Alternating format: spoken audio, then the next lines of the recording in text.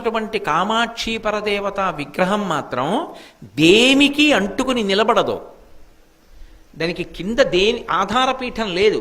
అమ్మవారు ఇలా ఉంటుంది, కింద ఏం ఉండదు, దేనికి తగలదావిడ, గాలిలో ఉంటుంది మూర్తి. మీరు అర్చకులు కొంచెం గట్టిగా తోస్తే కాస్త కదులుతుంది.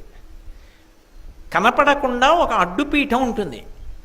అది ఒకప్పుడు ఏమైందంటే ఆలయానికి కుంభాభిషేకం చేస్తున్నప్పుడు ఇప్పుడు ఉన్న కంచికామకోటి పీఠాధిపతులు జయేంద్ర సరస్వతి మహాస్వామి వారు ఆ పలక తీసి చూడండి అన్నారు.